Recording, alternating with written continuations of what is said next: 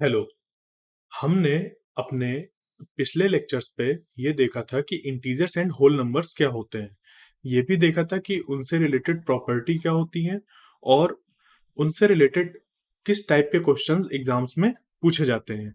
आज के लेक्चर में हम लोग कवर करेंगे कि उनसे रिलेटेड जो क्वेश्चंस हैं वो बेसिक लेवल पे कैसे होते हैं और वही कॉम्पिटिटिव एग्जाम्स में जब पूछे जाते हैं तो किस तरीके से उनको मॉडिफाई करके पूछा जाता है। तो अब चलते हैं हम लोग अपने पहले प्रॉब्लम पे। तो पहला प्रॉब्लम का जो हम लोग ने कैटेगरी बनाई थी वो थी हमारी मिक्स्ड ऑपरेशंस की। मिक्स्ड ऑपरेशंस का मतलब कि हम लोग को अपने प्रॉब्लम में एडिशन, सब्ट्रैक्शन, मल्टीप्लिकेशन और डिवीजन ये सब देखने के लिए मिलेगा। तो जैसे ये पहला हमें क्वेश्चन दिया हुआ है, 4 into 15 - 13 and it is an bracket +10/2।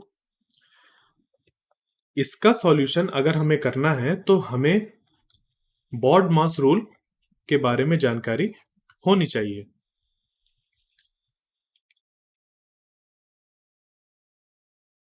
Baud मास क्या होता है? बॉड मास एक हमारा रूल है। जब इस तरीके के हमारे पास प्रॉब्लम्स होती हैं उनको सिंप्लीफाई करने के लिए हम यूज करते हैं। यहाँ पर मल्टीप्लिकेशन है, सब्ट्रैक्शन है, एडिशन है, डिवीजन है, बट उन इनके साथ साथ ब्रैकेट भी है। तो फिर किस चीज को हम किस ऑर्डर में सॉल्व करते हैं वो हमें बॉड मास रूल से पता चलता है। बॉड मास क्या है? ब्रैकेट ओपन, या फिर इसको ऑफ भी बोल सकते हैं। डी से है डिवीजन, एम से है मल्टीप्लिकेशन,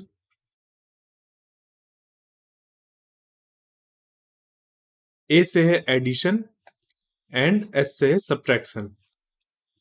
तो हम लोग को अगर इस तरीके से कोई प्रॉब्लम दी जाए तो उसको सॉल्व करने के लिए इन चीज को ऑर्डर में हमें फॉलो करना होगा। सबसे पहले हम लोग ब्रैकेट में जो चीजें होती हैं उनको सॉल्व करते हैं। उसके बाद ब्रैकेट को ओपन करते हैं तो हमारे पास मल्टीप्लाई आता है, फिर डिवीजन करते हैं, फिर मल्टीप्लिकेशन, फिर एडिशन, फिर सब्ट्रैक्शन। तो अगर इस प्रॉब्लम पे हम लोग देखें तो हमारे पास ब्रैकेट है किसके अराउंड? 15 - 3 के अराउंड। तो सबसे पहले हम लोग ब्रैकेट के अंदर जो भी न्यूमरल्स हैं उनको सॉल्व करेंगे। तो 4 into 15 - 3 यहां पे हमारा हो जाएगा 12 +10/2 ऐसे रहेगा। फिर यहां पर क्या है? ऑफ। तो हम लोग ब्रैकेट ओपन करेंगे। तो जब ब्रैकेट ओपन होता है तो यहां वाला मल्टीप्लिकेशन होगा इसके साथ। इसके लिए यहां पे 4 into 12 हो जाएगा और ये निकल के आ जाएगा हमारा 48 +10/2। अब ये जो 10/2 है इसको सॉल्व करेंगे क्योंकि ओ के बाद आ रहा है डी, डिवीजन। तो इस पूरे एक्सप्रेशन में अब हमारे पास क्या बचा है? डिवीजन। तो हम क्या करेंगे? सबसे पहले डिवीजन करेंगे। 48 +10/2 हो जाएगा कितना? 5। 48 + 5। अब डिवीजन के बाद हमें करना चाहिए था मल्टीप्लिकेशन, बट यहां पर हमारे पास मल्टीप्लिकेशन नहीं है तो मल्टीप्लिकेशन अब कर नहीं सकते। उसके लिए हम आगे वाले स्टेप को देखेंगे और वो आ रहा है हमारा एडिशन। तो एडिशन यहां पर हो जाएगा और ये हो जाएगा हमारा 53। इस तरीके से हम लोग जो इंटीजर से रिलेटेड प्रॉब्लम है, पहले टाइप की प्रॉब्लम मिक्स्ड ऑपरेशंस की, उसको हम लोग सॉल्व करते हैं। अगला question, question number 2, solving an equation solve for x and we have question x + 5 = 17। इसके लिए सिंपल सा हम लोग x + 5 = 17 और इसको 5 उधर चला जाएगा तो ये हो जाएगा 17 - 5 और ये निकल के आ जाएगा हमारा 12।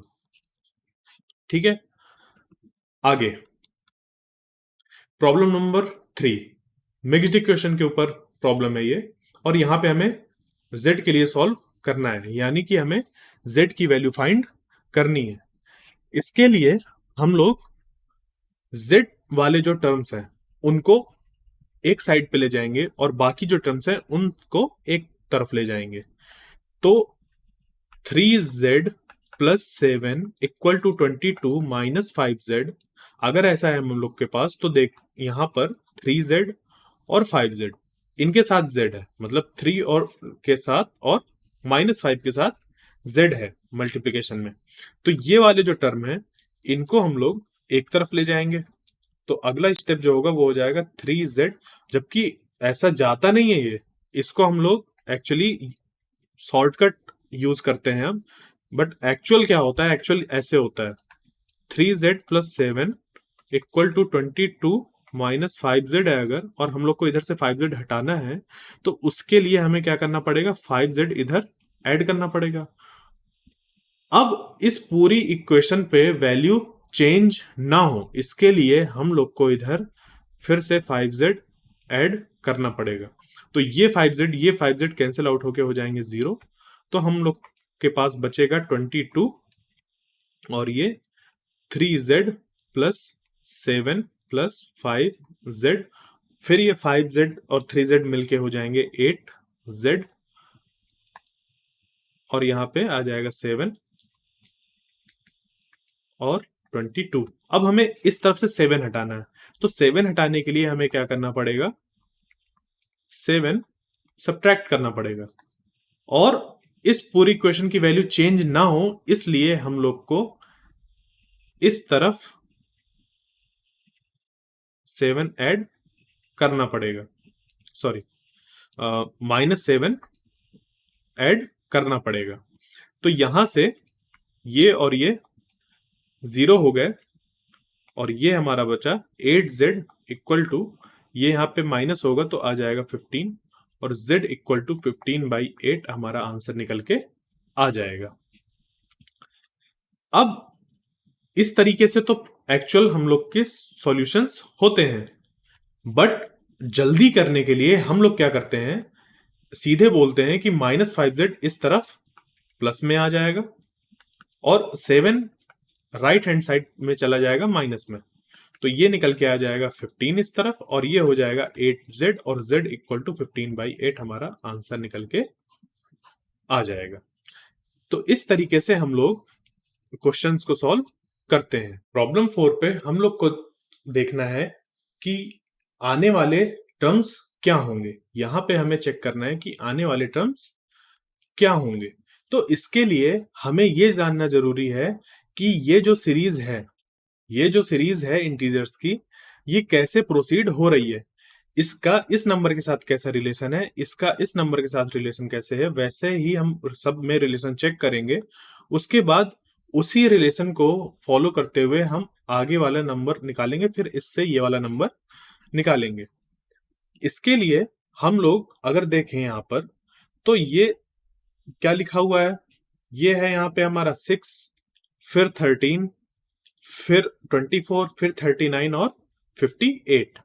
तो अगर हम लोग यहाँ पर इन दोनों का डिफरेंस देखें, इन दोनों का डिफरेंस अगर हम लोग देखते हैं तो डिफरेंस हमारा क्या निकल के आ रहा है, 13 minus 6 equal to 7, 24 minus 13 equal to 11, 39 minus 24 equal to 15, and 58 minus 39 equal to 19। तो ये जो नंबर्स आ रहे हैं हमारे, ये नंबर्स कैसे आ रहे हैं, इनमें एक रिलेशन मिल रहा है हम लोग को, या इस पे एक पैटर्न मिल रहा है हम लोग को। कैसा पैटर्न मिल रहा है कि 7 में अगर 4 प्लस कर दें तो हमें मिल रहा है 11, और 11 में अगर 4 प्लस कर दें तो मिल रहा है 15, 15 में 4 ऐड कर दें तो मिल रहा है 19। तो अगला जो नंबर होगा वो हमारा होगा कि 19 में 4 ऐड कर दें, क्या कर दें, 19 में 4 ऐड कर दें तो वो हो जाएगा हम लोग का 23, मतलब कि 58, और यहां का नंबर लेट अस सपोज कि x है और ये वाला y है, तो हम लोग x माइनस 58 अगर करते हैं, जैसे यहाँ पे हमने 58 माइनस 39 किया था ना, ये नंबर उसके पीछे वाला नंबर इसको माइनस कर किया था तो निकल के आया था हमारा 19। वैसे ही ये नंबर और इसके जस्ट पहले वाला नंबर अगर हम लोग उनका डिफरेंस लेते हैं तो वो निकल के आना चाहिए हम लोग का 23।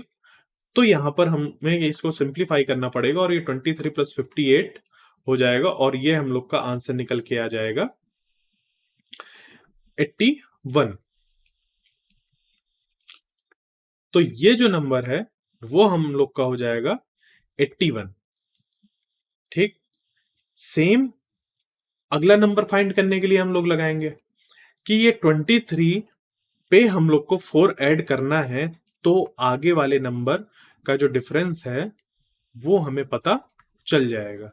तो इसको अगर हम इस पे 4 ऐड करते हैं तो ये हो जाएगा 27 और y माइनस एक्स मतलब y माइनस, अब x की वैल्यू तो 81 हो गई तो y माइनस 81 इक्वल टू आना चाहिए हमारा 27। तो y इक्वल टू 27 प्लस 81 हमारा जो आंसर निकल के आ जाएगा वो हो जाएगा 108।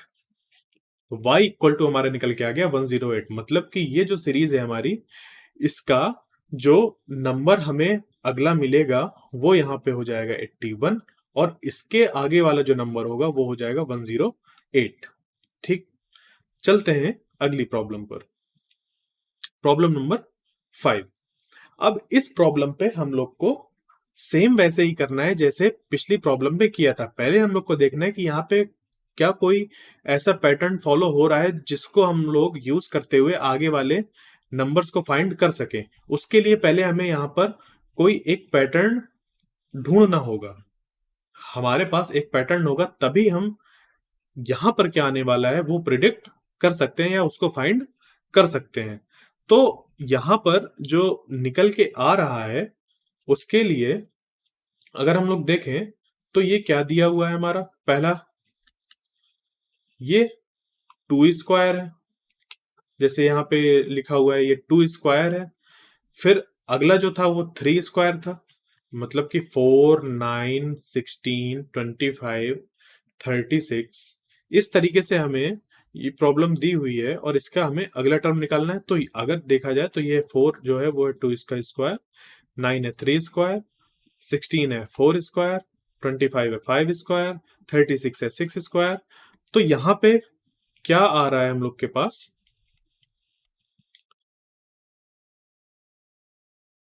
2 square, 3 square, 4 square, 5 square, 6 square. मतलब कि यहां पर जो ये बेस है इसका वो हम लोग का 1 1 इंक्रीज हो रहा है। मतलब यहाँ पे 2 3 4 5 6, तो अगला वाला हो जाएगा 7 और इसके एक्सपोनेंट्स कैसे हैं, 2 है। तो ये हो जाएगा हम लोग का अगला नंबर और इसके अगले वाला नंबर हो जाएगा 8 स्क्वायर और 7 स्क्वायर होता है हमारा 49 और 8 स्क्वायर होता है 64।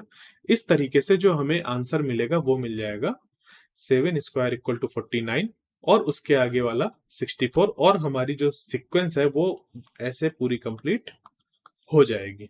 यहाँ पे हमने ये दो टर्म फाइंड कर लिए। तो उसके लिए इंपॉर्टेंट है कि हम लोग को इनके बीच में रिलेशन कोई मिले, फिर उसी रिलेशन को हम आगे करें या हम कोई लॉजिक ढूंढें और उसी लॉजिक को आगे प्रोसीड करें, फिर जाके जो मिसिंग टर्म्स हैं या जो टर्म्स हमें आगे निकालना है वो उनको हम निकाल सकते हैं।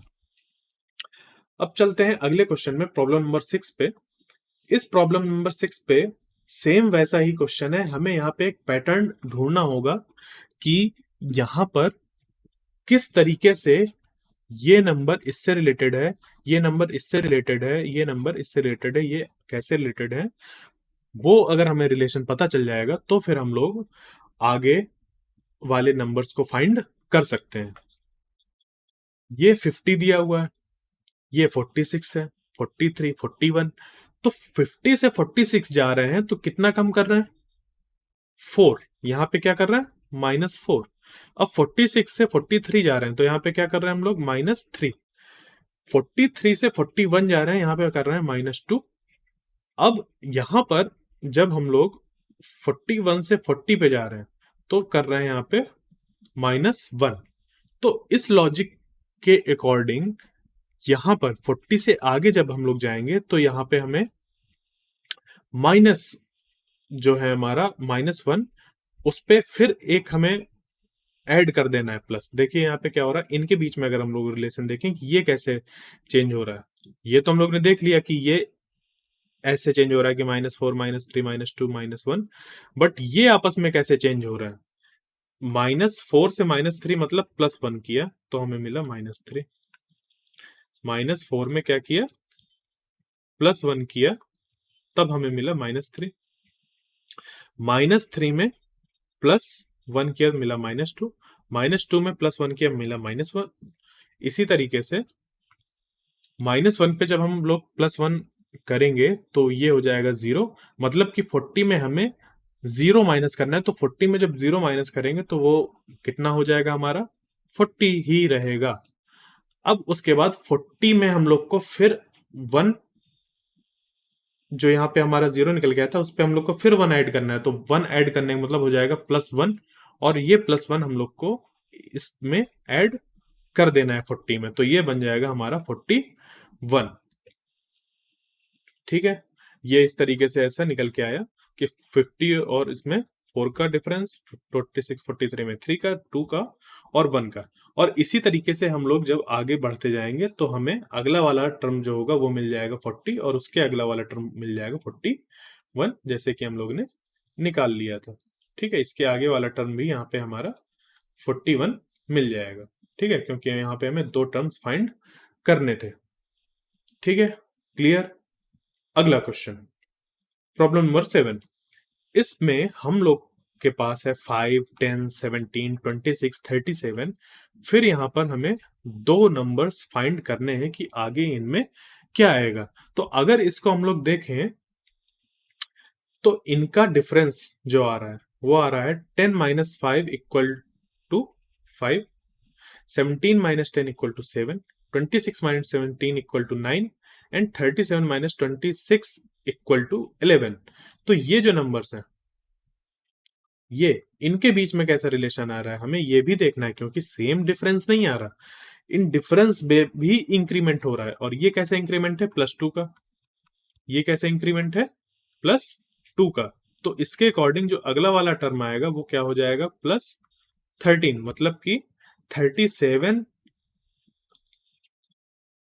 का जो अगला टर्म होगा। ये जो हमारी सीरीज थी, सीरीज क्या थी, 5, 10, 17, 26, 37, और हमें यहाँ पे 2 टर्म्स फाइंड करने थे। तो इनको अगर x और y मान लेते हैं तो x - 36 अगर हम करेंगे तो हमारे पास जो डिफरेंस आना चाहिए वो आना चाहिए कितना, 13 का। ठीक है, तो x = 13 + 36, ये बन जाएगा हम लोग का 49। x = 49। अब यहां से 13 पे +2 जब करेंगे तो ये हो जाएगा 15, +2 करने पे ये क्या बन जाएगा, 15 बन जाएगा। मतलब कि इसके आगे वाले नंबर पर जो डिफरेंस निकल के आएगा वो निकल के आना चाहिए हम लोग का 15। तो y - 49 अगर करें, क्योंकि x तो हमारा निकल के आ गया 49, तो y - 49 अगर हम लोग करते हैं तो ये हम लोग का निकल के आना चाहिए कितना, 15। तो y = 49 + 15, और ये हम लोग का हो जाएगा 64। ठीक, तो इस तरीके से हम लोग सीरीज वाले क्वेश्चंस को सॉल्व करते हैं। ठीक है, ये रहा हम लोग का आंसर, ये 50 और 65। ठीक, आगे चलते हैं। हमारी जो अगली प्रॉब्लम है वो है प्रॉब्लम नंबर 7। इसमें भी हम लोग को वैसा ही करना है जैसे कि पिछली प्रॉब्लम में किया है। हम लोग को पहले इस पे रिलेशन फाइंड करना होगा और फिर देखना होगा कि आगे वाले नंबर्स कैसे होंगे उन रिलेशंस के बेसिस पे, जो रिलेशन यहाँ पे फॉर्म हो रहे होंगे। अब यहाँ पर जैसे कि ये दिया हुआ है 5, 10, 17, 26, 37, तो अगर हम लोग इस पे रिलेशन निकालना चाहें तो हम इस पे रिलेशन निकाल सकते हैं इसका डिफरेंस लेकर। जैसे कि 10 - 5 अगर करते हैं तो निकल के आएगा 5, 17 - 10 करें तो निकल के आएगा 7, 26 - 17 करें तो निकल के आएगा 9, 37 - 26 = 11। यहाँ पर हम लोग देख रहे हैं कि जो ये डिफरेंस निकल के आ रहा है सीरीज वाले टर्म्स का, जो हमारी सीरीज थी 5, 10, 17, 26, 37 और यहाँ पे फिर हमें दो टर्म्स आगे के बताने हैं। तो इनका जो डिफरेंस आ रहा है, इन नंबर्स का जो डिफरेंस आ रहा है, और अगर हम इनको एक्स और वाई कंसीडर करते हैं, तो अगला जो इसका बनेगा वो बनेगा x माइनस 37 इक्वल टू कुछ होगा, और फिर y minus x equal to कुछ नंबर यहाँ पे निकल के आएगा। तो उसके लिए अब हम अगर इस पे देखें 5, 7, 9, 11 पे, तो 5 से 7 +2 हो रहा है, फिर +2 हो रहा है, 7 + 2 9, 9 + 2 11।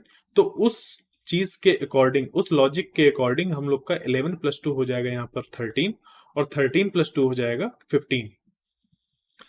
तो यहाँ पे हम लोग अगर सॉल्व करें x के लिए, तो x इक्वल टू हो जाएगा 37 + 13 इक्वल टू 50। अब x इक्वल टू 50 आ गया हमारा, तो इस इक्वेशन में x की वैल्यू पुट करें तो हो जाएगा y माइनस 50 इक्वल टू 15, और y इक्वल टू 50 प्लस 15, ये हो जाएगा 65। y इक्वल टू निकल के आ जाएगा हम लोग का 65। तो हम लोग ने क्या देखा कि जो रिलेशन हम लोग को इनमें इनमें मिल रहा है, इनमें इनमें मिल रहा है, इनमें इनमें मिल रहा है, वैसे ही रिलेशन हम लोग इनमें इनमें देखेंगे, और फिर आपस में पूरे में क्या रिलेशन हो रहा है वो देखेंगे, और वैसा ही आगे प्रोसीड करेंगे, तो हम लोग को x और y की वैल्यू पता चल जाएगी। Problem number 8। अब जो प्रॉब्लम ये है वो है इंटीजर्स एंड होल नंबर्स पे बेस्ड डिविजिबिलिटी टेस्ट के ऊपर। अब 4 से डिविजिबल नंबर्स कौन कौन से होते हैं, वो हमें कैसे पता चलेगा कि 4 से कोई नंबर डिविजिबल है या नहीं।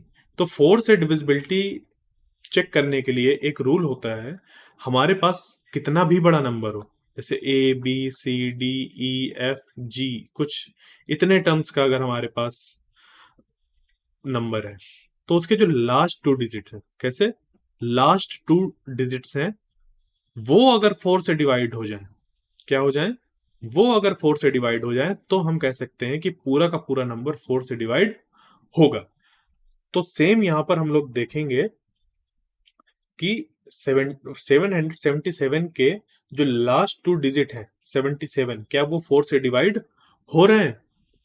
तो अगर हम लोग 77 को 4 से डिवाइड करते हैं, तो ये हमारा हो जाएगा, ये निकल के आएगा 37, और यहां पर 7 टाइम्स पे इसको 9 टाइम्स पे ले लेंगे 36, और ये आ जाएगा हमारा 1, ये आ गया हमारा रिमाइंडर। तो ये कंप्लीटली डिवाइड नहीं हो रहा 77 4 से, इसका मतलब कि 777 भी 4 से डिवाइड नहीं होगा। Since 77 is not a multiple of 4, 777 is not divisible by 4। ठीक है, तो इस तरीके से हम लोग इसको चेक करते हैं डिविजिबिलिटी। प्रॉब्लम नंबर 9, यहां पर हमें फाइंड करना है इस नंबर को अगर हम लोग 11 से डिवाइड करें तो रिमाइंडर कितना निकल के आएगा। तो अगर हम लोग को 11 से डिवाइड करने के बाद ये पता करना है कि रिमाइंडर कितना होगा, तो सबसे पहले हम लोग ये देखेंगे कि 11 से ये नंबर डिविजिबल है या नहीं। तो इसके लिए क्या करेंगे, 11 से डिविजिबिलिटी चेक करने के लिए जो हमारा रूल होता है वो ये होता है कि इसके जो अल्टरनेट नंबर्स हैं, कैसे, इस तरीके से 1 3 5 अल्टरनेट नंबर्स, 1 है, 1 के बाद 2 है, बट 2 को नहीं हमें काउंट करना, हम सीधे जाएंगे 3 पे, 3 के बाद 4 को छोड़ के 5 पे। उसी तरीके से अब जो नंबर्स बचे हुए हैं 2 4, और अगर यहाँ पे कोई और नंबर होता तो उनको ऐसे आगे काउंट करते, बट यहाँ पे सिर्फ क्या बचे हैं 2 4।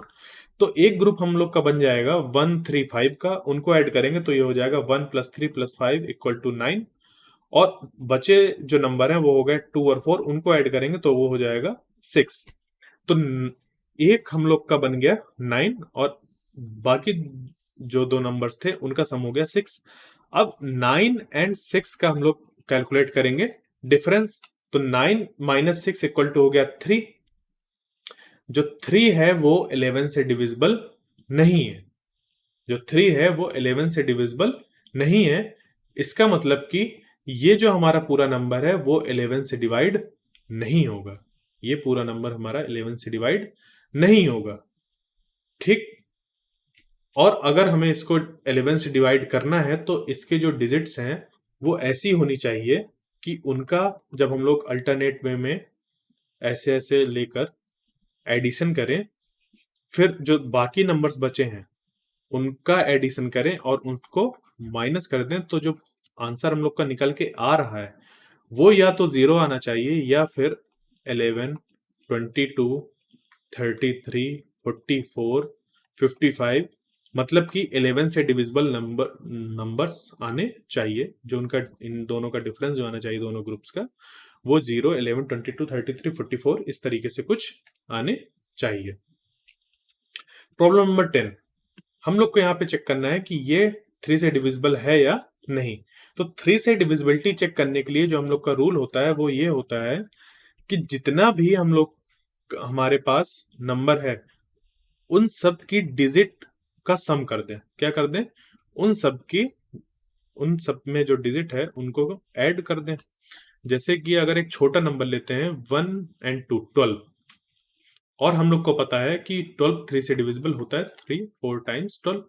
बट अगर हमें डिविजिबिलिटी चेक करनी है कि ये 12 है वो 3 से डिविजिबल है या नहीं, तो उसके लिए हम लोग क्या करेंगे, 12 की जो दो डिजिट्स हैं उनको ऐड कर लेंगे। तो 1 + 2 हो गया हमारा 3, और ये जो 3 निकल के आया वो क्या है, 3 से डिविजिबल है। ये जो 3 है वो क्या है, 3 से डिविजिबल है। इस वजह से जो 12 है वो भी 3 से डिविजिबल होगा। ये हमें ऐसे पता चल जाएगा। ठीक है, इस तरीके से हम लोग को पता चल जाता है, क्योंकि 3 की डिविजिबिलिटी चेक करने का ये रूल होता है। अब ये जो नंबर है इसकी हमें डिविजिबिलिटी चेक करनी है, तो इसके लिए हम क्या करेंगे, सबसे पहले जो इसकी डिजिट्स हैं उनका सम करेंगे। तो 2 + 3 + 4 + 5 ये हो जाएगा 14। अब जो 14 है उसको 3 से डिवाइड करेंगे। 14 3 से डिवाइड नहीं होगा। इसको हम लोग एक बार और ऐड कर सकते हैं। 14 है ना, इस पे दो डिजिट्स हैं, इसको हम लोग एक बार और ऐड कर सकते हैं। तो ये 1 + 4 कितना आ जाएगा, 5। ये 5 डिविजिबल नहीं है 3 से, तो ये 14 डिविजिबल नहीं होगा। 14 डिविजिबल नहीं होगा तो जो हमारा 2 3 4 5 है वो भी डिविजिबल नहीं होगा 3 से। वो भी डिविजिबल 3 से नहीं होगा। बात क्लियर हुई? अगर हम लोग को 3 से डिविजिबल नंबर है या नहीं ये चेक करना है, 3 की डिविजिबिलिटी चेक करनी है, 3 से डिविजिबिलिटी चेक करनी है, तो उसके लिए हम लोग इस तरीके का रूल फॉलो करते हैं, जहां पे जो भी हमें नंबर दिया होता है उसकी डिजिट्स का सम लेते हैं, फिर फाइनल हम लोग चेक करते हैं कि वो 3 से डिविजिबल है या नहीं। अगर वो हमारा सम डिविजिबल नहीं होता है तो पूरा का पूरा नंबर 3 से डिविजिबल नहीं होता है। अगर हो जाता है तो पूरा नंबर भी हमारा 3 से डिविजिबल होता है। प्रॉब्लम नंबर 11, इसमें हम लोग को फाइंड करना है reminder when this is divided by 17। तो इसके लिए हम लोग क्या करेंगे, हम लोग परफॉर्म करेंगे 17 से डिवीजन इसका, क्योंकि 17 से डिविजिबिलिटी चेक करने के लिए हमारे पास कोई और तरीका नहीं है। तो 17 से जब हम लोग डिविजिबल करेंगे तो 3 टाइम्स पे ये हो जाएगा 51। 51 करने पे हम लोग के पास रिमाइंडर आएगा 16, और यहां से फिर हम लोग 8 ले लेंगे। फिर हम लोग का यहाँ पे नंबर बन गया 168। 168 में हम लोग 17 को अगर 9 टाइम्स मल्टीप्लाई कराते हैं तो आ जाएगा यहाँ पे हमारा 153। इसको सब्ट्रैक्ट करने में हम लोग का जो रिमाइंडर आ रहा है वो आ रहा है 15। रिमाइंडर कितना आ रहा है यहाँ पे, 15। फिर यहाँ से हम लोग 9 को हासिल ले लेंगे। अब यहाँ से 159 हो गया। अब 159 पे फिर से ये 153 है, 159 से छोटा है, तो 17 9 टाइम्स हम लोग फिर करेंगे और ये हम लोग का 159 - 153 हो जाएगा और आंसर निकल के आ जाएगा 6। तो यहाँ पे जो रिमाइंडर है 6789 को 17 से डिवाइड करने के बाद वो है 6। अगला question, problem number 12। Problem number 12 पे हम लोग को फाइंड करना है LCM of these three numbers. इन तीन नंबर का हम लोग को अगर एलसीएम फाइंड करना है तो हम लोग को पता होना चाहिए एलसीएम क्या होता है। एलसीएम हम लोग का होता है लोवेस्ट कॉमन मल्टीपल। एलसीएम होता है हमारा lowest common multiple. Lowest common multiple पे मैं कल बता चुका हूं कि सबसे पहले हम लोग इन तीन नंबर्स के जितने भी मल्टीपल्स होते हैं उनको लिखते हैं। फिर 9 है जैसे तो उनके सारे मल्टीपल्स, फिर 7 उनके सारे मल्टीपल्स, और इन तीनों के मल्टीपल्स लिखने के बाद उन सारे मल्टीपल्स पे जो मल्टीपल कॉमन होते हैं उनको हम लोग फिगर आउट करते हैं, और उसके बाद उनमें से जो सबसे छोटा मल्टीपल होता है, उन सब में से जो कॉमन सबसे छोटा मल्टीपल होता है, लीस्ट कॉमन मल्टीपल, उसको चूज कर लेते हैं और वही उसका एलसीएम होता है। ये तो रहा एक तरीका या डिफिनीशन कह लें जिससे कि हम लोग एलसीएम फाइंड करते हैं। बट एग्जाम्स पे हम लोग इस तरीके से सॉल्व नहीं करते। एग्जाम्स पे हम लोग के पास टाइम कम रहता है तो हम लोग के पास कोई दूसरा मेथड होना चाहिए जिससे कि चीजों को जल्दी सॉल्व कर सके।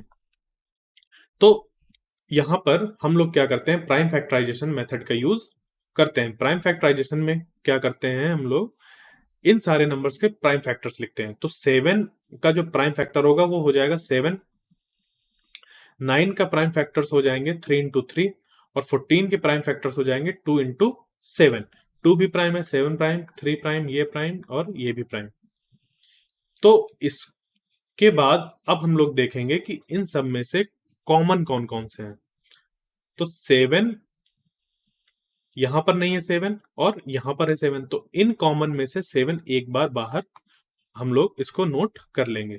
इसमें तो 7, इसमें तो 7, बट इस पे 7 नहीं है, तो हमें एक नंबर मिल गया 7, और उस 7 को सिर्फ एक बार यहां पे हम लोग नोट करेंगे।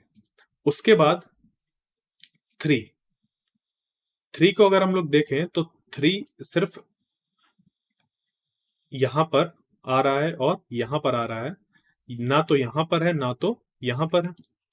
तो जो 3 है हमारा यहां पर, वो ये वाला 3 है। जब हम लोग देखेंगे तो यहां पे नहीं है, यहां पे नहीं है, तो हम लोग यहां पर इसको 3 ऐसे लिख लेंगे। और जब इस 3 को देखेंगे तो यहां पर भी नहीं है, यहां पर भी नहीं है, तब भी इसको यहां पर नोट कर लेंगे। अगर यहां पे 3 होता और यहां पे भी 3 होता तो इन 3 में से सिर्फ एक 3 ही लिखते। इन 3 में से सिर्फ एक 3 ही लिखते हैं हम लोग। तो जब इस 3 के बारे में देख रहे थे तब भी यही चीज है कि यहाँ पे 3 नहीं है, यहाँ पे 3 नहीं है। अगर होता तो इस पूरे 3 में सिर्फ एक 3 को हम यहाँ पे नोट करते। उसके बाद यहां पर 2 बचा। 2 यहां पे अगर होता और यहां पे भी होता तो भी हम इसको क्या लिखते, सिर्फ एक बार ही 2 का मल्टीप्लाई कराते। सिंस यहां पर 2 प्रेजेंट नहीं है और ये सिंगल है यहाँ पे, तो हम लोग यहाँ पर 2 का ही यूज करेंगे। अब यहाँ पे अगर हम इसको इनके फैक्टर्स का मल्टीप्लाई करा दें तो ये बन जाएगा हमारा कुछ इस तरीके से कि 2 1 टाइम्स था, 3 2 2 बार थे तो 3 इंटू 3, और 7 1 बार था। ठीक है, तो यहां पर अब हम इसका क्या करेंगे, मल्टीप्लीकेशन करा देंगे। 2 to the power 1 into 3 square into 7 to the power 1, तो ये हो जाएगा हमारा 9। 2 into 9 into 7 equal to 126। So the LCM of 7 9 14 is 126। ये तो हो गया हमारा प्राइम फैक्टराइजेशन मेथड। और इसका एक डिवीजन मेथड होता है। डिवीजन मेथड में हम लोग क्या करते हैं, डिवीजन मेथड पे हम लोग 7 9 एंड 14 जो भी हमारे पास नंबर होते हैं उनको ऐसे लिखते हैं, फिर ऐसे करते हैं। फिर यहाँ पर एक प्राइम नंबर लेते हैं, सबसे छोटा। सबसे छोटा प्राइम नंबर क्या है, 2। तो 2 से 7 को डिवाइड करो, नहीं होगा। 9 को करो, नहीं होगा, जबकि 14 डिवाइड हो जाएगा। तो ये हो जाएगा हम लोग का 7।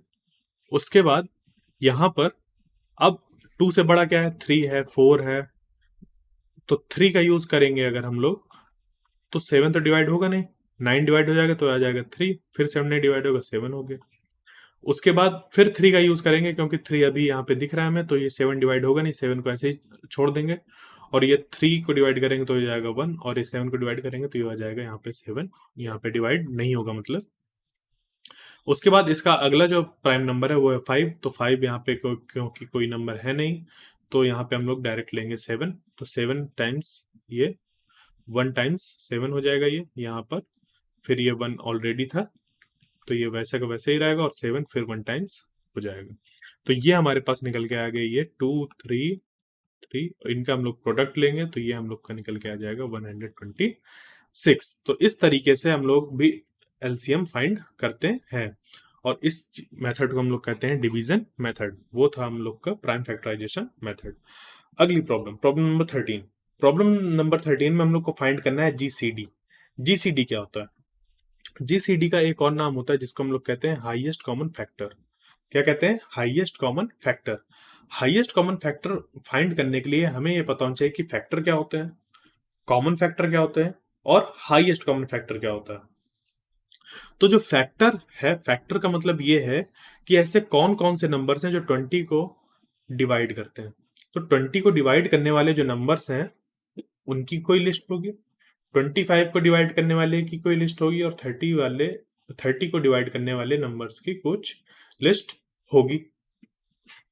तो इसको हम लोग देखें अगर, तो यहां पर जो 20 है, 20 का प्राइम फैक्टराइजेशन हमारा क्या हो जाएगा? 2 square into 5 to the power 1। Next question में हमारे क्या है, हम लोग को यहां पर फाइंड करना है जीसीडी। अब ये जीसीडी क्या होता है?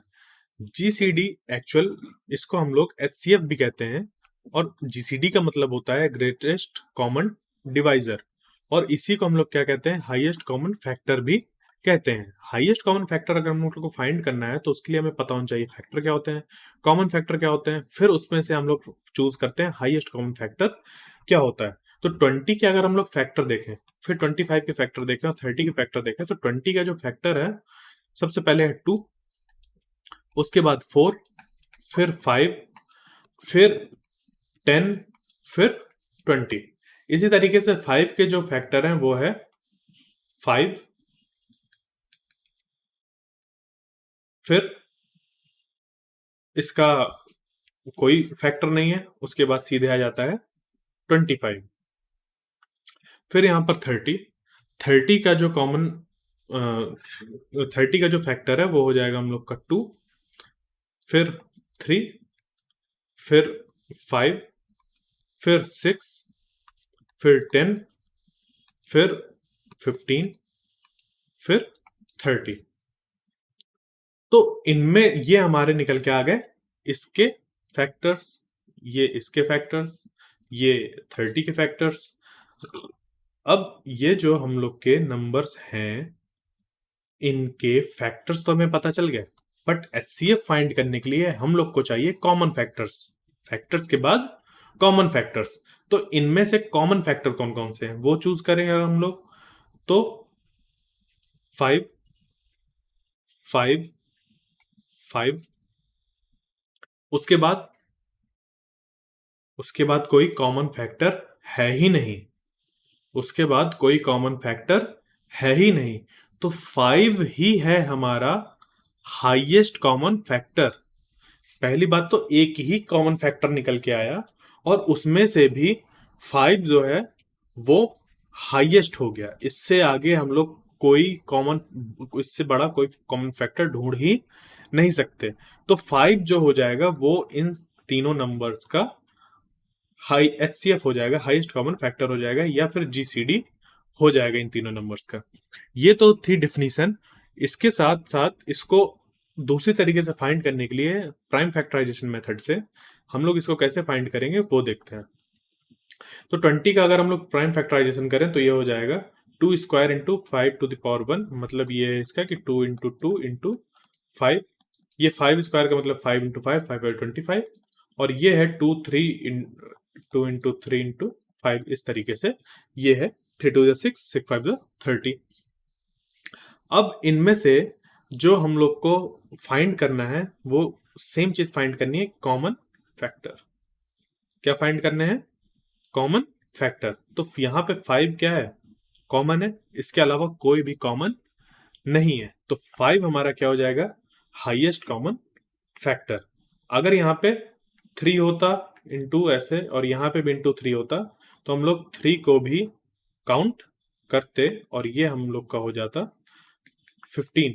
इस पूरे नंबर का जो भी नंबर होता उसका 15 हो जाता हाईएस्ट कॉमन फैक्टर, जबकि यहाँ पे ना तो इस जगह पे 3 है ना तो इस जगह पे 3 है, तो जो इसका हाईएस्ट कॉमन फैक्टर होगा वो क्या होगा, सिर्फ 5 ही होगा, क्योंकि 5 तीनों में कॉमन है। ठीक, आगे चलते हैं।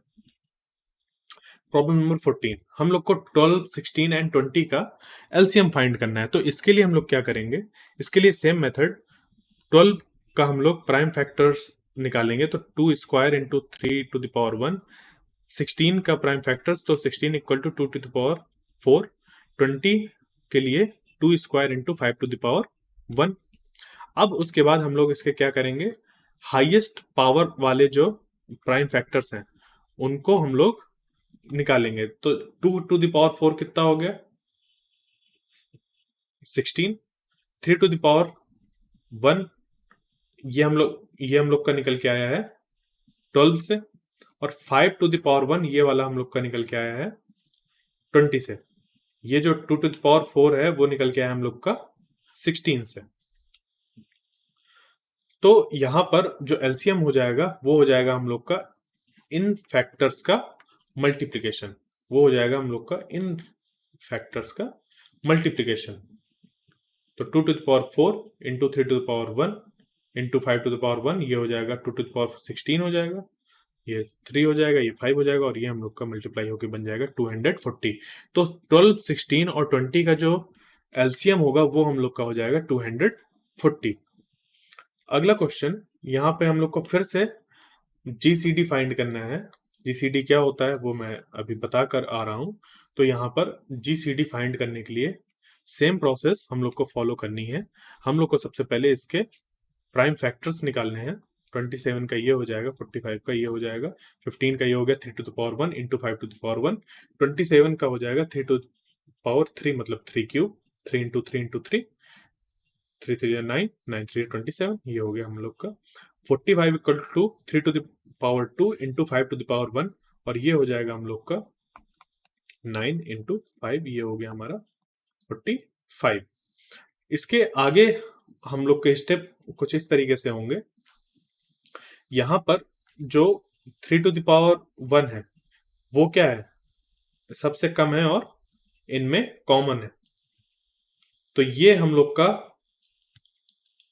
कॉमन फैक्टर हो जाएगा और हाईएस्ट कॉमन फैक्टर हो जाएगा। इससे बड़ा कोई कॉमन फैक्टर नहीं है। मतलब अगर इसको मैं एक्सपेंड करके लिखूं तो ये लिखा हुआ है ये, और ये लिखा हुआ है 3 इंटू 3 इंटू 3, और ये नीचे वाले लिखा हुआ है 3 इंटू 3 इंटू 5। तो देखो जो ये 3 है, ये ग्रुप, ये सिर्फ एक ही फॉर्म हो रहा है, इस तरीके कोई और ग्रुप फॉर्म नहीं हो रहा, और इस ग्रुप से हम सिर्फ क्या लेते हैं, एक 3 निकालते हैं, और इसको हम लोग क्या कहते हैं, इन तीनों नंबर्स का हाईएस्ट कॉमन फैक्टर क्या कहते हैं, हाईएस्ट कॉमन फैक्टर, या फिर जीसीडी, ग्रेटेस्ट कॉमन डिवाइजर।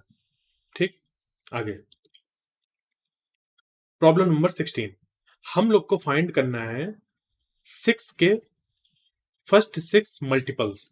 तो मल्टीपल्स का मतलब होता है मल्टीप्लाई करना। 6 के जो मल्टीपल्स हैं उनका मतलब यह है कि 6 से बड़े नंबर्स जो 6 की टेबल पे आए। तो 6 पे अगर हम लोग 1 का मल्टीप्लाई करें तो हमें मिल जाएगा 6। 6 पे अगर 2 का मल्टीप्लाई करें, क्योंकि हमें फर्स्ट 6 की बात करें, शुरुआती 6 की बात करनी है, शुरुआती 6 मल्टीपल्स, तो 6 पे अगर 2 का मल्टीप्लाई करें तो मिल जाएगा 12। इस तरीके से 18, उसके बाद आगे चलेंगे तो मिल जाएगा 24, फिर उसके आगे 30, उसके आगे 36। तो जो हम लोग के फर्स्ट 6 मल्टीपल हैं 6 के, वो क्या हो जाएंगे, 6, 12, 18, 24, 30 और 36। अगला question, find all the factors of 90। हम लोग को 90 के सारे फैक्टर्स फाइंड करने हैं।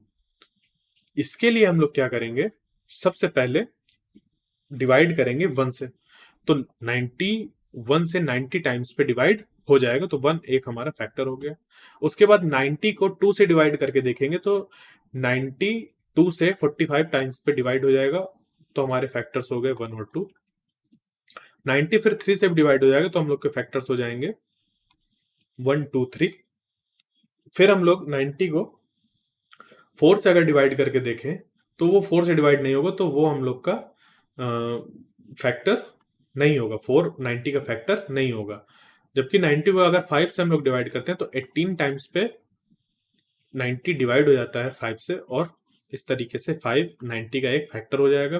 फिर 90 को 6 से अगर डिवाइड करते हैं तो 15 टाइम्स पे 90 आता है, तो 6 भी हमारा एक फैक्टर हो जाएगा। उसके बाद 9 हो जाएगा और 10 हो जाएगा। तो इस तरीके से और आगे हम लोग बढ़े तो 15 से डिवाइड करने में ये 6 टाइम पे डिवाइड होता है, तो 15 भी 90 का एक फैक्टर हो जाएगा।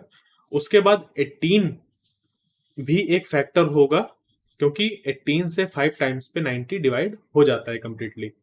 तो 15 भी हमारा एक फैक्टर हो गया। और उसके बाद 30 आएगा, 30 से डिवाइड 3 टाइम्स पे होगा। और हम लोग के जो टोटल फैक्टर्स जो फॉर्म होंगे 90 के सारे फैक्टर्स जो फॉर्म होंगे वो हो जाएंगे 1 2 3 4 5 6 7 8 9 10। इसके 10 फैक्टर्स निकल के आए। कौन कौन से? 1 2 3 5 6 9 10 15 18 एंड 30। अगला problem, problem number 18। Problem number 18 में हम लोग को इन इंटीजर्स को असेंडिंग ऑर्डर में अरेंज करना है।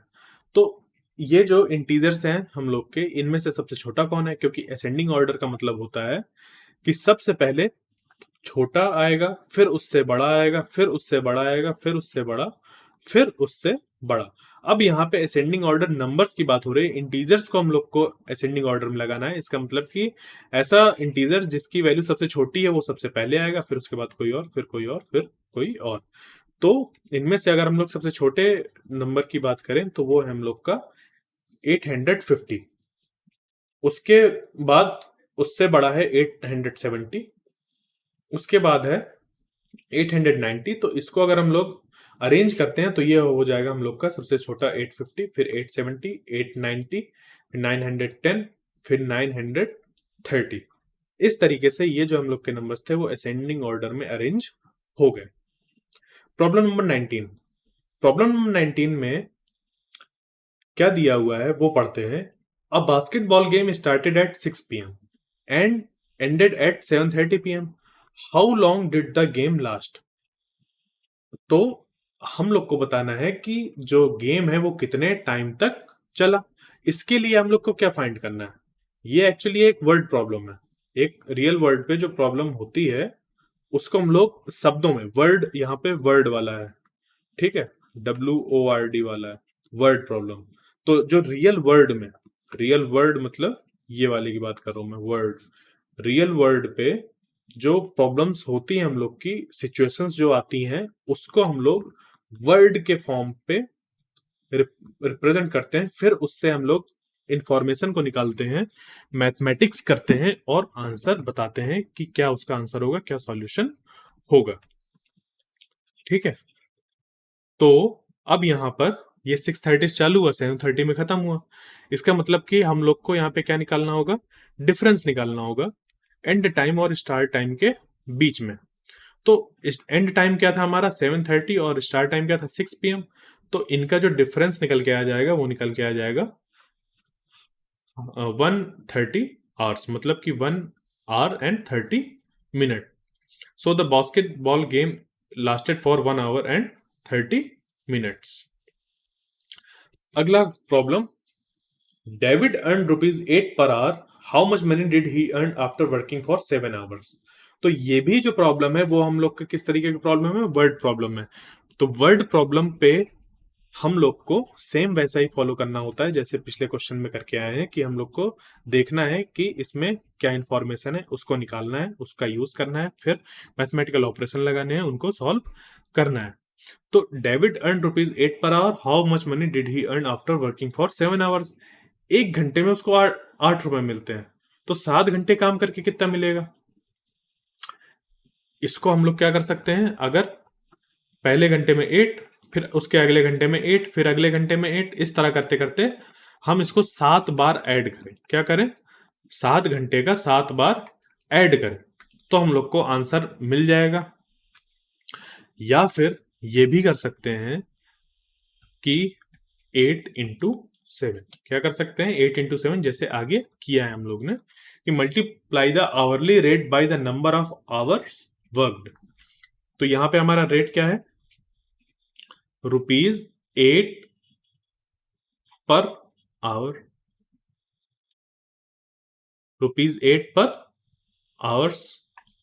तो ₹8 पर आवर्स ये हम लोग का रेट, और इस रेट पे कितने घंटे उसने काम किए, कितने घंटे काम किए, अगर इसको क्या कर दें मल्टीप्लाई कर दें तो ये हम लोग का निकल के आ जाएगा ₹56। कितना, ₹56 वो अर्न करेगा 7 घंटे काम करने के बाद। Question number 21, a number when divided by 15 and 18 every time leaves 3 as a remainder, the least possible number is। अब यहां पर हम लोग को ये प्रॉब्लम में दिया है कि एक कोई नंबर है, वो नंबर कुछ भी हो सकता है, जब उसको 15 से डिवाइड कर रहे हैं और 18 से डिवाइड कर रहे हैं तो वो दोनों बार रिमाइंडर कितना दे रहा है, 3 हम लोग को रिमाइंडर दे रहा है। तो इसके लिए अगर हम लोग देखें कि जो सबसे छोटा नंबर होगा 15 और 18 से डिविजिबल, वो कौन सा होगा, इन दोनों का मल्टीपल ही तो होगा, क्योंकि हमें एक ऐसा नंबर फाइंड करना है जो इससे भी डिविजिबल हो और इससे भी डिविजिबल हो। ठीक, तो यहां पर जो सबसे छोटा जो नंबर होगा वो होगा एलसीएम इन दोनों का। क्या होगा, एलसीएम। और 15 और 18 का एलसीएम जो होता है हमारा वो होता है 90। कैसे निकालते हैं हम लोग, डिवीजन मेथड से अगर हम लोग निकालें एलसीएम तो 3 5 टाइम्स और 3 6 टाइम्स, फिर 3 दोबारा लेंगे यहाँ पे तो ये हो जाएगा ये 5 और ये 2, यहाँ पे फिर ये 5 1 टाइम्स और ये 2 करते हैं तो ये 1 टाइम्स। अब यहाँ पे इनका क्या करेंगे, मल्टीप्लाई ले लेंगे, मल्टीप्लिकेशन। तो 2 into 5 10 हो गया, और 3 3 ये 3 3 9 हो गया, और ये 5 2 10 हो गया, और इनका मल्टीप्लिकेशन हो जाएगा 90। तो इस तरीके से 15 और 18 का एलसीएम निकल के आ गया 90। अब ये जो नंबर है 90 पे हम लोग क्या कर दें, 3 अगर ऐड कर दें तो हो जाएगा 93। क्यों, क्योंकि यहाँ पे हमें फाइंड करना है द लीस्ट पॉसिबल नंबर, सबसे छोटा वो नंबर जिसको 15 से डिवाइड करें और 18 से डिवाइड करें और हम लोग को रिमाइंडर कितना मिले, 3। तो इसके लिए हम लोग ने क्या किया, सबसे छोटा वो नंबर फाइंड कर लिया जो 15 और 18 से कंप्लीटली डिविजिबल है। उसके लिए हम लोग ने यूज किया एलसीएम, क्योंकि एलसीएम वो मल्टीपल होता है जो दोनों में कॉमन होता है और सबसे छोटा होता है। तो ये वाले जो टर्म्स थे लीस्ट पॉसिबल वाले के, उसका हमने लीस्ट एलसीएम का यूज किया वो चीज फाइंड करने के लिए। फिर दोनों में जो रिमाइंडर था वो 3 था, तो हमने इस पे 90 में 3 ऐड कर दिया और वो बन गया 93। तो जब इसको 15 से डिवाइड करेंगे तो ये 6 टाइम्स पे 90 ऐसे जाएगा और ये 3 बच जाएगा।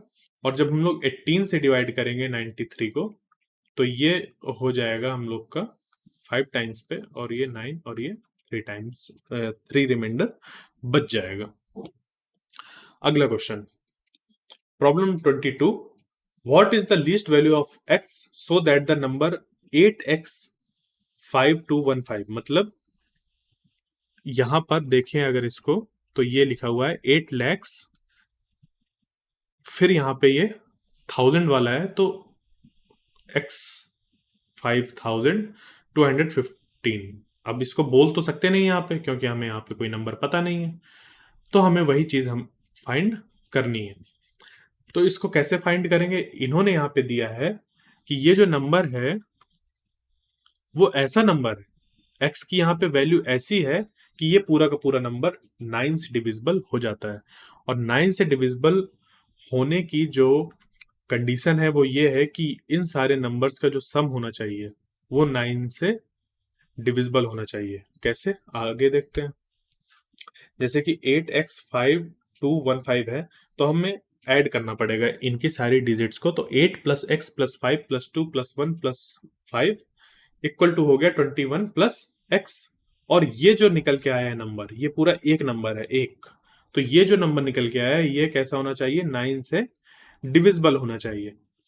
तो इसको अगर हम लोग देखते हैं और हमें ये पता करना है x की सबसे छोटी वैल्यू कौन सी होगी कि उसको ऐड कर दें तो ये पूरा का पूरा नंबर 9 से डिविजिबल हो जाए। तो इसके लिए हम लोग क्या करेंगे, 21 को डिवाइड करेंगे 9 से। तो 9 2 टाइम्स 18 और ये निकल के आ जाएगा 3। तो रिमाइंडर हमारा क्या आ रहा है, 3। और ये भी डिवाइड हो जाता अगर इसकी जगह लिखा होता 9। क्या लिखा होता, 9। तो 9 यहाँ पे लिखने का मतलब ये क्या है कि जो हमारा रिमाइंडर 3 आया अगर उस पर हम लोग 6 ऐड कर दें तो बन जाता 9, और 9 कंप्लीटली डिवाइड हो जाता एक बार और। इसीलिए जो 21 प्लस एक्स है तो यहाँ पे जो एक्स की वैल्यू होगी वो क्या होगी, 6 होगी। वो क्या होगी, 6 होगी। तो जब हम लोग इस पे 6 ऐड कर देंगे तो ये हो जाएगा 27, और 27 9 से कंप्लीटली डिविजिबल है। 6 से अगर कोई भी छोटी वैल्यू लेते हैं तो वो जो नंबर फाइनली निकल के आएगा हम लोग का वो 9 से डिविजिबल नहीं होगा। क्यों क्यों देखते हैं। 21 प्लस 5 अगर ले लिया तो ये हो जाएगा 26, और 26 9 से डिविजिबल नहीं है, तो वो जो पूरा बड़ा सा नंबर था हमारा वो 9 से डिविजिबल नहीं होगा। ठीक है, तो 6 ही वो सबसे छोटा नंबर है, लीस्ट वैल्यू ऑफ एक्स है 6। जब हम इसको पुट करेंगे इस नंबर पे तो ये पूरा नंबर 9 से डिविजिबल हो जाएगा। Problem number 23। अब इस पे हम लोग को ये जो नंबर दिया हुआ है उस पे इसकी वैल्यू को मैक्सिमाइज करना है, ग्रेटेस्ट नंबर फाइंड करना है जिसको यहाँ पर पुट करने पर वो 3 से तो डिविजिबल हो जाए बट 9 से डिविजिबल ना हो। तो इसके लिए अगर हम लोग ए की जगह पे 9 रखते हैं और बी की जगह पे 5 रखते हैं तो ये जो नंबर फॉर्म हुआ वो 3 से तो डिविजिबल है बट 9 से नहीं है। कैसे, इनका अगर हम लोग सम करें तो ये हो जाएगा 2 plus 3 plus 9 plus 6 plus 8 plus 5 equal to 33। और ये जो 33 है वो 3 से 11 टाइम्स पे तो डिविजिबल है बट 9 से ये डिविजिबल नहीं है। इस वजह से ये जो पूरा नंबर है वो 3 से तो डिविजिबल हो जाएगा बट 9 से डिविजिबल नहीं होगा। चलते हैं क्वेश्चन नंबर 24 पे। यहाँ पे क्या दिया हुआ है, इफ अ 9 डिजिट नंबर, ये जो हमारे पास दिया हुआ है एक 9 डिजिट नंबर दिया हुआ है और ये 72 से डिविजिबल है, then the value of x minus y is. हम लोग को बताना है x माइनस वाई की वैल्यू कितनी होगी। अब ये जो नंबर है वो 72 से अगर डिविजिबल है तो इसके लिए यहाँ पे एक कॉन्सेप्ट आता है कि ये 72 अगर हम लोग चेक कर लें कि ये किन नंबर से डिविजिबल है और उन सेम नंबर से अगर ये नंबर भी डिविजिबल हम लोग का पता चल जाए तो हम लोग कह सकते हैं कि ये जो नंबर है वो 72 से डिविजिबल होगा। मैं इसको फिर एक बार अगर रिपीट करूं तो ये कह रहे हैं कि let us suppose x and y से 72 क्या है, डिविजिबल है। x एंड y से, यहाँ पे x एंड y की जगह पे और कुछ ले सकते हैं, ए बी ले सकते हैं। ठीक है, a एंड b से 72 क्या है, डिविजिबल है। और ये जो नंबर है वो a और b दोनों से अगर डिविजिबल है तो ये पूरा का पूरा नंबर 72 से भी डिविजिबल होगा। तो इसी चीज को फॉलो करते हुए आगे हम लोग अपना क्वेश्चन सॉल्व करेंगे। तो ये जो है हम लोग का 72 एक्चुअली इसको हम लोग लिख सकते हैं 8 9 टाइम्स, क्योंकि 8 जो है वो है 2 क्यूब और जो 9 है वो है 3 स्क्वायर। 2 क्यूब का मतलब क्योंकि ये 2 प्राइम फैक्टर्स है तो 2 इंटू 2 इंटू 2, और ये 3 स्क्वायर मतलब 3 इंटू 3, 3 भी एक प्राइम नंबर है। इसी वजह से अगर हम लोग ये चेक कर लें कि 8 से और 9 से ये नंबर डिविजिबल है अगर, तो जो पूरा का पूरा हम लोग का नंबर होगा वो 72 से डिविजिबल होगा। इसके लिए सबसे पहले हम लोग चेक कर रहे हैं कि डिविजिबल बाय 8। तो 8 से कोई नंबर डिविजिबल है या नहीं उसको चेक करने के लिए हम लोग लास्ट के 3 डिजिट्स को चेक करते हैं कि वो 8 से डिविजिबल है या नहीं। अगर वो 8 से डिविजिबल होते हैं तो पूरा का पूरा नंबर हम लोग का 8 से डिविजिबल होता है। इसके लिए हम लोग ने क्या किया, 7 8 y जो लास्ट 3 डिजिट थे उसको 8 से डिवाइड किया। तो जब इसको हम लोग डिवाइड करेंगे तो यहाँ पे हम लोग का निकल के आएगा कि y की वैल्यू 4 होगी, तभी ये पूरा नंबर 8 से डिवाइड होगा, 8 से कंप्लीटली डिवाइड होगा। उसके बाद ये जो हम लोग का नंबर है, ये 785x3678y, इनको अगर हम लोग यहाँ पर देखते हैं कि 9 से डिविजिबल है या नहीं, तो उसके लिए इन सब का हमें क्या करना पड़ेगा, सम करना पड़ेगा। तो इन सब का जब हम सम निकालेंगे तो वो कुछ इस तरीके से निकल के आएगा, 7 + 8 + 5 + x + 3 + 6 + 7 + 8 + y इक्वल टू कुछ हम लोग का यहाँ पे आंसर निकल के आएगा। तो जो फाइनली हम लोग का बनेगा वो ये बन जाएगा कि x की वैल्यू यहाँ पे y की जगह, तो हमारे y की वैल्यू तो निकल के आ गई, तो y की वैल्यू यहाँ पे 4 पुट कर देंगे, तो x की जो वैल्यू निकल के आ जाएगी वो निकल के आ जाएगी हमारी 6। और हम लोग को जो क्वेश्चन में पूछा था वो पूछा था x - y की वैल्यू, तो जो x - y हो जाएगा वो हो जाएगा 6 - 4 और ये हो जाएगा 2 के बराबर। प्रॉब्लम नंबर 25, इस पे हम लोग को दिया हुआ है, if the 9 digit number is divisible by 99 then what is the value of a and b। तो यहाँ पर जो हम लोग को ये नंबर दिया हुआ है वो 99 से डिविजिबल है, ये दे दिया। इस कंडीशन को यूज करते हुए हमें बताना है कि a एंड b की वैल्यू क्या होगी। तो जैसे अभी हम लोग पिछले क्वेश्चन में करके आए थे कि 72 से अगर हम लोग को डिविजिबिलिटी चेक करनी है, तो 72 किससे डिविजिबल है, अगर हम लोग वो चेक कर लें तो हम लोग बोल सकते हैं उन नंबर से डिवाइड करके कि ये 99 से डिविजिबल होगा या नहीं। तो यहाँ पे हम लोग क्या करेंगे, देखेंगे कि 99 किससे डिविजिबल है। तो जो 99 है वो अगर हम लोग इसको लिखना चाहें तो इसको 9 × 11 लिख सकते हैं। 11 भी हमारा एक प्राइम नंबर है और 9 भी जो है हमारा वो प्राइम नंबर्स का प्रोडक्ट है। क्या है? प्राइम नंबर का प्रोडक्ट है। तो अगर हम लोग ये चेक कर लें कि ये जो नंबर है वो 9 और 11 से डिविजिबल है, तो हम लोग बोल सकते हैं कि ये पूरा नंबर 99 से डिविजिबल होगा, और उसी कंडीशन का यूज करके हम लोग a और b की वैल्यू फाइंड कर लेंगे।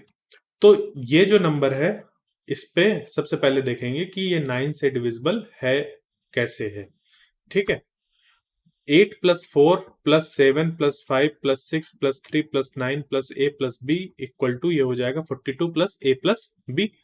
अब 42 + a + b लिखा हुआ है, तो a + b की वैल्यू अगर 3 हो जाए तो ये बन जाएगा 42 + 3 = 45, और 45 9 से डिविजिबल होता है।